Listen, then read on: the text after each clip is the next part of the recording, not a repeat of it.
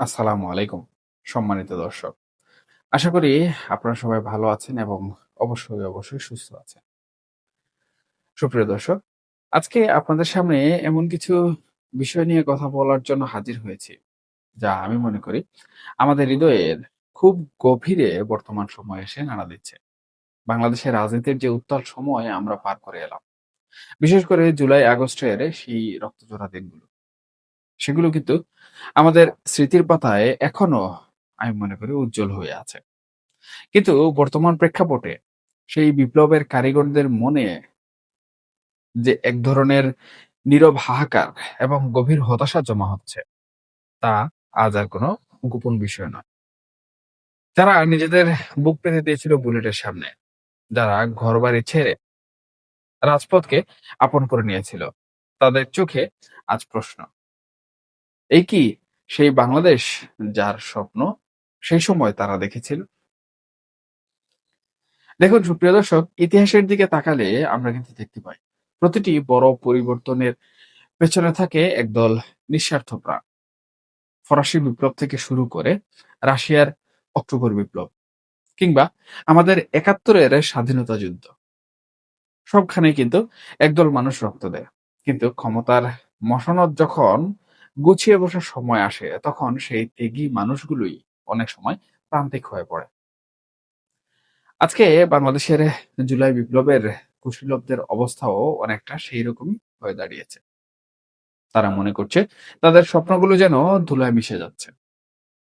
রাজনীতির মাঠের পুরনো খেলোয়াড়রা যখন আবার নিজেদের আধিপত্য বিস্তারে ব্যস্ত, তখন কিন্তু এই নতুন প্রজন্মের যোদ্ধারা নিজেদের খুব একা এবং অসহায় অনুভব করছে। কিন্তু আমাদের মনে রাখা দরকার, বিপ্লবীদের এই হতাশা যখন চরম সীমায় পৌঁছায়, তখন তা থেকে জন্ম নেয় এক নতুন দাবানল। আজকে আমরা রাজনীতির মাঠে এক অদ্ভুত দ্বৈরথ্য দেখছি। একদিকে সরকারের কিছু দায়িত্বশীল ব্যক্তি, অন্যদিকে ওই যে আন্দোলনের মূল চালিকা শক্তি, সেই চালিকা শক্তি তরুণ সমাজ। সম্প্রতি আমরা দেখেছি সংসদ সদস্য আন্দালিব রহমান পার্থের মতো একজন নেতা, যার একসময় তরুণদের মধ্যে ব্যাপক জনপ্রিয়তা ছিল। তার কিছু বক্তব্য নিয়ে কত বড় বিতর্ক তৈরি হয়েছে। পার্থ সাহেব যখন বললেন যে পুরনো রাজনৈতিক শক্তিগুলো 17-18 বছর ধরে লড়াই করেছে বলেই এই বিজয় সহজ হয়েছে, তখন তরুণরা একে তাদের ত্যাগের অবমাননা হিসাবে নিল। ক্রিকেটের ভাষায় বলতে গেলে তিনি হয়তো বুঝাতে চেয়েছিলেন, 300 রান করার পর শেষ 6 বলে কেউ ছক্কা মেরে ম্যাচ জেতালে তার ক্রেডিট পুরোটা তাকে দেয়া যায় না। কিন্তু রাজনীতির হিসাব নিকাশ আসলে ক্রিকেটের মাঠের মতো নয়। এখানে প্রতিটি মুহূর্তের আত্মত্যাগ গুরুত্বপূর্ণ। পার্থ সাহেবের এই বক্তব্যে তরুণদের ক্ষোভ এমন পর্যায়ে পৌঁছেছে যে তারা দীর্ঘদিনের অর্জিত সম্মান যেন আজ তাসের ঘরের মতো ভেঙে পড়েছে বলে মনে করছে। কিন্তু প্রশ্ন হলো, কেন এমনটা হচ্ছে? কেন আমাদের এই রাজনীতিবিদরা তরুণদের মনের ভাষা বুঝতে আসলে ব্যর্থ হচ্ছে? দেখুন, এই পরিস্থিতির পেছনে একটি গভীর রাজনৈতিক সমীকরণ কিন্তু কাজ করছে। বর্তমানে বাংলাদেশে সোশ্যাল মিডিয়া এবং রাজপথের এক বিশাল অংশ নিয়ন্ত্রণ করছে জামাত এবং এনসিপি, কিংবা বলতে গেলে জুলাই বিপ্লবের মধ্য দিয়ে উঠে আসা নতুন রাজনৈতিক শক্তি কিংবা গোষ্ঠীগুলো। তাদের যে বডি ল্যাঙ্গুয়েজ বা শারীরিক ভাষা এবং তাদের যে নৈতিক সাহস, তার সামনে এখনকার অনেক বড় নেতাও কথা বলতে দ্বিধাবোধ করছে। এমনকি বিএনপির মতো বিশাল দলের সিনিয়র নেতারাও যখন রাজপথে নামেন, তখন তারা এই তরুণদের হুঙ্কারের সামনে এক ধরনের অস্বস্তি অনুভব করে। কিন্তু কেন আসলে এমনটা হলো? বিএনপি কি তার পায়ের নিচের মাটি শক্ত করার আগেই বড় স্বপ্ন দেখতে শুরু করেছে? জনকল্যাণমূলক কোনো দৃশ্যমান কাজ করার আগেই ক্ষমতার ভাগাভাগি নিয়ে যে অস্থিরতা আমরা দেখছি, তা সাধারণ মানুষের মনেও এক ধরনের অনাস্থা কিন্তু তৈরি করে ফেলেছে। এখানে একটি গুরুত্বপূর্ণ বিষয় হলো ডক্টর মোহাম্মদ ইউনূস এবং বিএনপির মধ্যকার বর্তমান সম্ভাব্য সমঝোতা। আমরা অনেক সময় শুনতে পাই যে লন্ডন বৈঠকে কিছু নির্দিষ্ট শর্তে ডক্টর ইউনূসকে সমর্থন দেওয়া হয়েছিল। রাষ্ট্রপতি হিসাবে তার অবস্থান, সংবিধান সংস্কার কিংবা প্রধানমন্ত্রীর ক্ষমতা কমানোর মতো বিষয়গুলো নিয়ে হয়তো কোনো অলিখিত চুক্তি ছিল। কিন্তু ক্ষমতার খেলায় যখন কথা দিয়ে কথা রাখা হয় না, তখন থেকেই কিন্তু সংকট শুরু হয়। ইতিহাসের পাতায় আমরা যদি ডোনাল্ড ট্রাম্পের আমলের ইরান পরমাণু চুক্তির কথা চিন্তা করি, সেখানেও কিন্তু আমরা দেখেছি একটি আন্তর্জাতিক চুক্তি থেকে সরে আসার ফলে আজ মধ্যপ্রাচ্য কোন অগ্নিকুণ্ডে পরিণত হয়েছে। রাজনীতিতে প্রতিশ্রুতির মূল্য অনেক, কিন্তু যখনই কোনো পক্ষ সেই প্রতিশ্রুতি থেকে সরে আসে, তখনই কিন্তু শুরু হয় অবিশ্বাসের আসল খেলা। দেখুন সুপ্রিয় দর্শক, বর্তমানে দেশের অভ্যন্তরে এক ধরনের গুমট পরিবেশ কিন্তু বিরাজ করছে। আসিফ নজরুল, সৈয়দা রেজওয়ানা হাসান কিংবা আদিলুর রহমানের মতো ব্যক্তিদের বিরুদ্ধে এখন খোদ বিপ্লবের পক্ষের মানুষরাই কিন্তু সোচ্চার হচ্ছে। তাদের বিরুদ্ধে দুর্নীতির বা অযোগ্যতার অভিযোগ তোলা হচ্ছে। কিন্তু এই মানুষগুলোই তো ছিলেন ওই অন্তর্বর্তীকালীন সরকারের প্রধান মুখ। তাদের যদি এখন বিচারের মুখোমুখি হতে হয় বা তারা যদি জনরোষের শিকার হন, তবে পুরো ব্যবস্থার উপর মানুষের বিশ্বাস কিন্তু উঠে যাবে। অন্যদিকে বিএনপি নেতাকর্মীদের বিরুদ্ধে চাঁদাবাজি বা দখলদারির যে গুঞ্জনগুলো শোনা যাচ্ছে, সেগুলো যদি সাধারণ মানুষের মনে গেঁথে যায়, তবে তা হবে আগামীর জন্য এক অশনি সংকেত। মানুষ কিন্তু তখন পুরনো শাসনের সাথে বর্তমানের তুলনা কিংবা তফাৎ ভুলে যাবে, এবং এই তফাৎ ভুলে যাওয়া আমি মনে করি বাংলাদেশের রাজনীতির পট পরিবর্তনের জন্য একটি মুখ্য কারণ। এখন দেখুন সুপ্রিয় দর্শক, বাংলাদেশের বর্তমান রাজনৈতিক অঙ্গনে যে গুমট পরিবেশ বেঁধে আছে, সেই গুমট পরিবেশ থেকে কিন্তু প্রতিনিয়ত বিরোধী দল থেকে এক ধরনের হুঙ্কার আমরা শুনতে পাচ্ছি। এই হুঙ্কার কি আদৌ রাজপথে বাস্তবিক রূপে কোনো নতুন জুলাই আন্দোলনে পরিণত হবে কিনা, এটিই কিন্তু মূল প্রশ্ন। এই যে গুমট, এই গুমট কিন্তু শুধুমাত্র একটি বিষয় নিয়ে বেঁধে নেই। আওয়ামী লীগ থেকে শুরু করে, সংবিধান থেকে শুরু করে দেশের আপামর জনগণের নানাবিধ মৌলিক অধিকার, মৌলিক চাহিদা, এমনকি খুদ ক্ষমতার ভাগাভাগি নিয়ে কিন্তু বিভিন্ন ধরনের সমস্যায় এই সংসদ বা এই রাজনীতি জর্জরিত। এখন বিরোধী দলে যারা আছেন, তারা তাদের নির্দিষ্ট দাবি দাবা কোনোভাবেই কিন্তু আদায় করতে সক্ষম হচ্ছেন না। এবং এই যে বিপ্লবীদের নিয়ে কথাগুলো বললাম, এই বিপ্লবীরাও কিন্তু বর্তমান সময়ে এক প্রকার কোণঠাসা হয়ে আছেন। যেমন মনে হচ্ছে তাদের কোনো ধরনের মূল্য বাংলাদেশের এই রাজনীতিতে নেই, বা তাদের যে ন্যূনতম সম্মানটুকু পাওয়ার কথা, সেই ন্যূনতম সম্মানটুকু তারা পাচ্ছেন না, বরঞ্চ তারা বিভিন্নভাবে অপমানিত হচ্ছেন।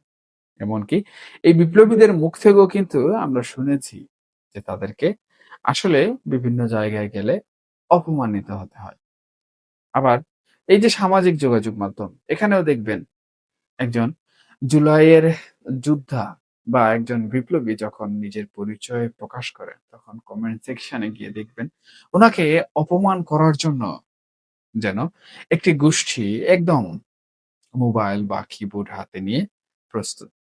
এই যে অপমান, এই যে তাদেরকে লাঞ্ছনা, এটা কি আসলে কোনোভাবে তাদের জন্য কাম্য? ইতিহাস কি এটা বলে বিপ্লবীরা কি কখনো অপমানিত হয়? না। এবং এই না উত্তরটির পেছনে কিন্তু লুকিয়ে আছে আরেকটি আন্দোলনের সূত্রপাত।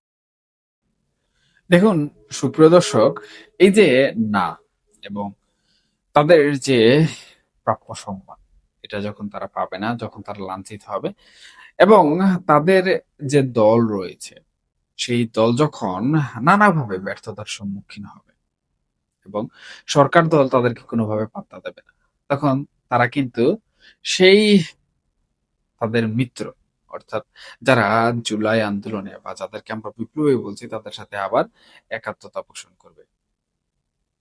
এবং এখানে জামাতের অবস্থান কিন্তু ফেলে দেওয়ার মতো নয়। কারণ এই গণঅভ্যুত্থান বা এই বিপ্লব অথবা আওয়ামী লীগ সরকার ফেলে দেওয়ার পেছনে জামাতকে এক নাম্বার মাস্টার মাইন্ড হিসাবে কিন্তু ধরা হয়। এখন যেহেতু জামাত এনসিপি এরা জোট এবং বিপ্লবীরা জামাত বা এনসিপিরই অংশ, তাহলে তাদের যখন ব্যর্থতা গুলো একে একে সামনে আসবে বা তারা যখন সরকারের কাছ থেকে নানা বিষয়ে ব্যর্থ হবে, তখন তাদের এই হুঙ্কার কিন্তু রাজপথের আন্দোলনে পরিণত হবে।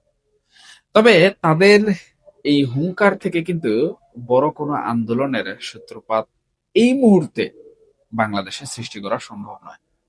এখন আপনার মনে প্রশ্ন আসতে পারে যে বিগত দিন তারা পেরেছে, তাহলে এখন কেন পারবে না? এখন পারবে না কারণ দেশের আপামর যে জনগণ রয়েছেন, ২০২৪ সালে ৫ই আগস্ট দেশের আপামর জনগণ তাদের পক্ষে সমর্থন জানিয়েছিল এবং তারা যেভাবে জনগণকে কাছে পেতে চেয়েছিল সেভাবে কিন্তু জনগণ তাদের কাছে ছুটে গিয়েছিল। কিন্তু বর্তমান প্রেক্ষাপট সম্পূর্ণ ভিন্ন। বর্তমান প্রেক্ষাপটে আমি যে বাস্তবতা দেখতে পাচ্ছি, আমি দেশের জনগণের যে আশা প্রত্যাশা দেখতে পাচ্ছি, তাতে কখনোই কিন্তু মনে হচ্ছে না যে দেশের জনগণ তাদের ডাকে পুনরায় আবার সাড়া দেবে। তাহলে তাদের কি করতে হবে? তাদেরকে আরেকটি জুলাই আন্দোলন ঘটাতে হলে, আরেকটি বিপ্লব ঘটাতে হলে তাদেরকে প্রথমত একা একা নিজেদের মতো করে নিজেরাই আন্দোলন করতে হবে।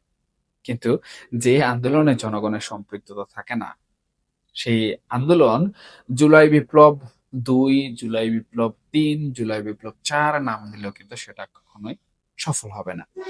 আর যে আন্দোলনে জনগণের সম্পৃক্ততা যুক্ত হয়ে যাবে, সেই আন্দোলনের জুলাই আন্দোলন ভার্সন আপডেট করেও কোনো লাভ হবে না। সেটা কোনো নাম ছাড়াই একটি বিশাল জনরোষে পরিণত হয়ে যাবে, বিশাল আন্দোলনে পরিণত হয়ে যাবে। এখন এই যে নতুন জুলাই আন্দোলনের সূত্রপাত, নতুন জুলাই আন্দোলনের একটি কানাঘোষা, এটি আসলে কতটুকু সফল হবে, কতটুকু এগিয়ে যাবে, নাকি এটি শুধুমাত্র হুঙ্কারে সীমাবদ্ধ থাকে, এটি নির্ভর করছে রাজনৈতিক দলগুলোর উপর, তাদের দাবি দাবার উপর, সরকারের ভূমিকার উপর এবং দেশের জনগণের মন মানসিকতার উপর। তবে আমি কিছুক্ষণ পূর্বে কিন্তু একটি তফাতের কথা বলেছি বা একটি তুলনার কথা বলেছি অন্তর্বর্তীকালীন সরকারের সাথে বর্তমান সময়ের সাথে অন্তর্বর্তীকালীন সরকারের সময়কার, এবং এই দুটি বিষয়ের সাথে পতিত যে যে রাজনৈতিক সময়টাকে আমরা ফ্যাসিস্টের সময়কাল হিসাবে সবসময় বলে থাকি, সেই আওয়ামী লীগের সময়কালের সাথে এখন জনগণ যদি তাদের ন্যায্য যে পাওনা রয়েছে, তাদের যে আশা ভরসা রয়েছে, সেটি যদি অন্তর্বর্তীকালীন সরকারের সময় যেরকম পায়নি, বর্তমান সরকারের সময়ও যদি তারা না পায়, তাহলে কিন্তু তারা আওয়ামী লীগের আমলটাকেই এই তফাতে বা এই তুলনামূলক পরিবেশে বেশি পছন্দ করবে এবং তারা সেই সময়টাকে ভালো মনে করবে। এখান থেকে কিন্তু একটি বড় ক্ষোভ, একটি বড় জনরোষ তৈরি হওয়ার সম্ভাবনা রয়েছে। তবে আমি মনে করি আওয়ামী লীগ কিন্তু এ ধরনের কোনো পরিকল্পনা বর্তমান সময়ে এখন করছে না। তারা ওয়েট অ্যান্ড সি বা অপেক্ষা করো কিংবা ধীর গতিতে অবজারভেশন করার নীতিতে রয়েছে। তবে প্রথম থেকেই আমরা শুনে আসছি আওয়ামী লীগের নীতি নির্ধারক বা কর্ণধাররা চাচ্ছিলেন জনগণের সম্পৃক্ততা, বা জনগণ তাদেরকে যখন ডাকবে তখন তারা বাংলাদেশের রাজনীতিতে কারো ডাকের অপেক্ষা করবে না। শত নিষেধাজ্ঞা হোক, শত বাধা হোক, সবকিছু টপকে তারা জনগণের ডাকে সাড়া দিয়ে মাঠে ফিরে আসবে। অর্থাৎ তারা সেই বিপ্লবের অপেক্ষা করছে, যেই বিপ্লব জনগণের ক্ষোভ থেকে সৃষ্টি হয়, জনরোষ থেকে তৈরি হয়। তবে এটাকে কাজে লাগানোর চেষ্টা করছে বর্তমান জামাত, এনসিপি বা সংসদে যারা বিরোধী দল রয়েছেন। তবে আমি বললাম না যে জামাত, এনসিপি কিংবা এই যে বিপ্লবী, তাদের উপরও কিন্তু জনগণের চাপা খুব রয়েছে। কারণ অন্তর্বর্তীকালীন সরকারের সময় এই জামাত এনসিপিরাই কিন্তু দেশ পরিচালনা করেছিল। তারা দেশের বাঘা বাঘা ব্যক্তিত্ব হিসেবে পরিচিত ছিল। তাদেরকেও কিন্তু জনগণ চিড়ে ফেলেছে। এখন তারা যদি চায়ও যে জনগণের দাবি দাবা নিয়ে এই নতুন সরকারের উপর আসা খুব তারা আবার প্রতিফলিত করে আরেকটি জুলাই বিপ্লব ঘটাবে, তাহলে সেটাতে কিন্তু জনগণ কোনোভাবে আর সায় দেবে না, যেমনটি আমি আগে বলেছি। কিন্তু বর্তমান রাজনৈতিক যে প্রেক্ষাপট, বর্তমান রাজনৈতিক যে পরিস্থিতি, সেই পরিস্থিতিতে এই জনগণ এই তফাৎ বা এই পার্থক্য থেকে আওয়ামী লীগের প্রতি যেভাবে তাদের মনোবল শক্ত করছে, তাতে আমার মনে হচ্ছে জামাত বা এনসিপি যদি কোনো ধরনের আন্দোলন বা জনরোষের চেষ্টা করে, সৃষ্টি করার চেষ্টা করে, সরকার পতনের চেষ্টা করে, তাহলে সেই পতন চেষ্টায় আওয়ামী লীগ বা আওয়ামী লীগের পক্ষে জনগণের রায় চলে যাবে এবং সেই আন্দোলনে জামাত এনসিপি যেমন পতিত হয়ে যাবে, ঠিক একইভাবে এই বর্তমান সরকারও পতিত হওয়ার সম্ভাবনা রয়েছে এবং আওয়ামী লীগকে দেশের মানুষ মাথার তাজ বানিয়ে তাদের গলায় মালা পরিয়ে বরণ করে নেবে। দেখুন সুপ্রিয় দর্শক, আমাদের দেশের সাধারণ মানুষ কিন্তু খুব বেশি কিছু চায় না। তারা চায় শান্তি, নিরাপত্তা এবং দুবেলা দুমুঠো অন্নের নিশ্চয়তা। কিন্তু রাজনীতির এই জটিল পেচে যখন সাধারণ মানুষের স্বার্থ হারিয়ে যায়, তখনই সমাজ ভেঙে পড়ার উপক্রম হয়। বর্তমানে আন্তর্জাতিক শক্তির যে খেলা আমরা দেখছি, বিশেষ করে মার্কিন লবি বা আঞ্চলিক শক্তিগুলোর যে প্রভাব, সেখানেও কিন্তু এক ধরনের পরিবর্তন লক্ষ্য করা যাচ্ছে। ভারত, পাকিস্তান, আফগানিস্তান, তুরস্কের সাথে নতুন যে মেরুকরণের ইঙ্গিত পাওয়া যাচ্ছে, তা বাংলাদেশের জন্য আমি মনে করি এক বিশাল চ্যালেঞ্জ। কিন্তু এই সব কিছুর উপরে হলো জনমত। জনমত যদি সরকারের বিপক্ষে চলে যায়, তবে কোনো বড় শক্তির সমর্থনে কিন্তু সেই সরকারকে টিকিয়ে রাখতে পারে না। দেখুন, আসন্ন পহেলা বৈশাখ বা অন্যান্য সামাজিক অনুষ্ঠানগুলোকে কেন্দ্র করে রাজনৈতিক দলগুলো আমি মনে করি নিজেদের শক্তি প্রদর্শন করার চেষ্টা অবশ্যই করবে। কিন্তু মনে রাখা প্রয়োজন, জুলাই আগস্টের সেই বিপ্লবীরা আজ কিন্তু ঘরে বসে নেই। তারা মানুষের দ্বারে দ্বারে যাচ্ছে এবং মানুষের মনের ভেতরের যে ক্ষোভ, তাকে সুসংগঠিত করার কিন্তু চেষ্টা করছে। তারা সরাসরি বলছে এই বিপ্লব ছিল অসম্পূর্ণ। তারা বলছে যদি পুরনো ব্যবস্থা আবার ফিরে আসে, তবে তারা আরেকটি বড় আন্দোলনের ডাক দিবে। এই হুমকিকে হালকাভাবে দেখারও কিন্তু কোনো সুযোগ নেই।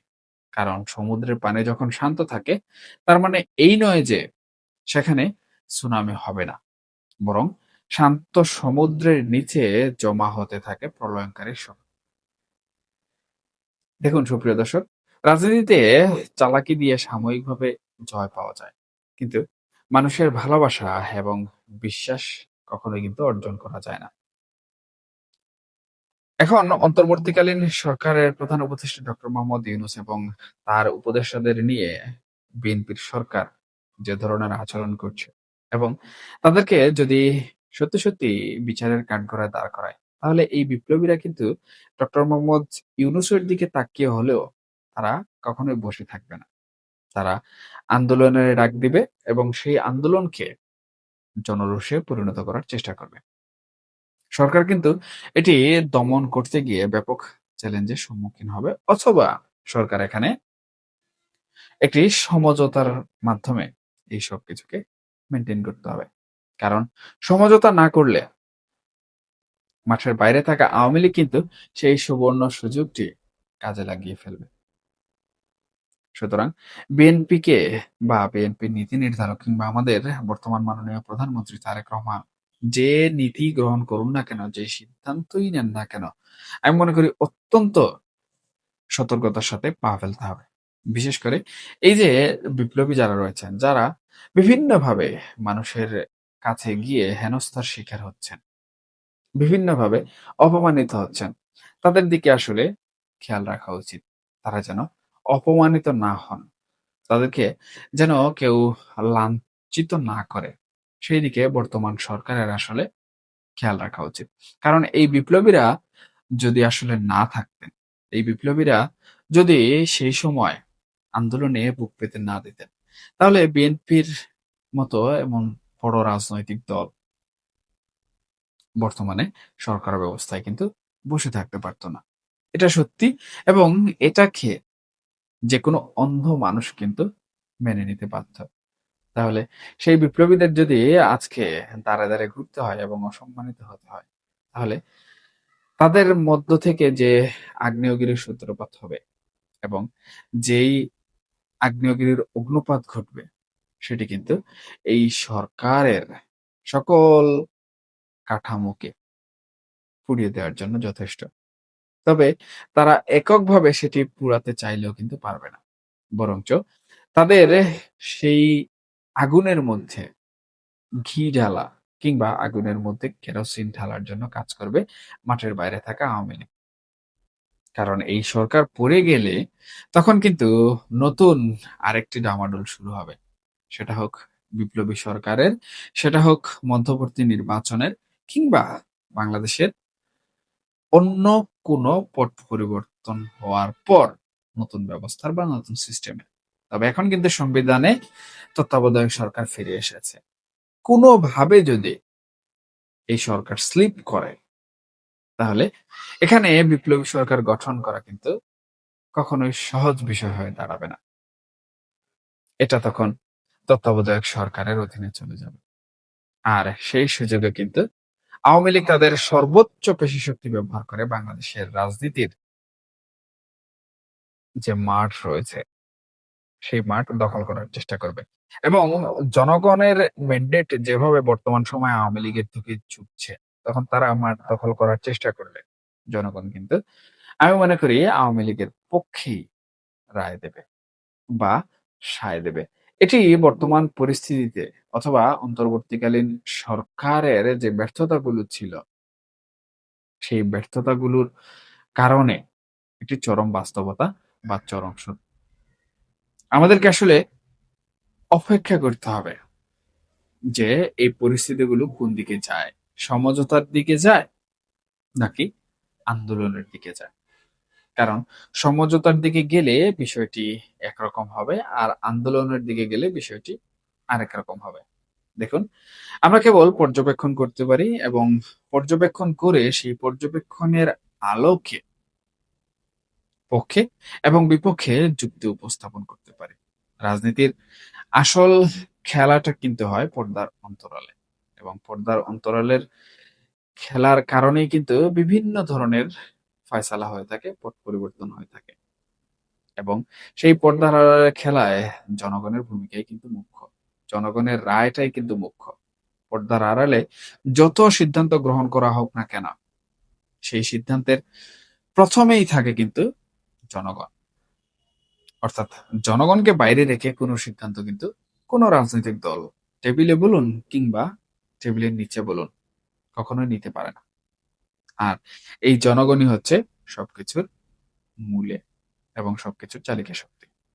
এই জনগণকে যারা ভালো রাখবে, তারাই দিন শেষে জয়ী। এখনকার মতো এই পর্যন্তই। সবাই ভালো থাকবেন, সুস্থ থাকবেন, এবং আজকের এই আলোচনা প্রসঙ্গে আপনাদের যদি কোনো মন্তব্য থেকে থাকে, সেটা পক্ষে হোক, বিপক্ষে হোক, ভালো হোক, খারাপ, আপনারা অবশ্যই কমেন্ট সেকশনে জানাবেন। কারণ আপনাদের প্রত্যেকটি কমেন্ট আমার জন্য অতি গুরুত্বপূর্ণ। আমি সেখান থেকে শিক্ষা অর্জন করি। আল্লাহ হাফেজ।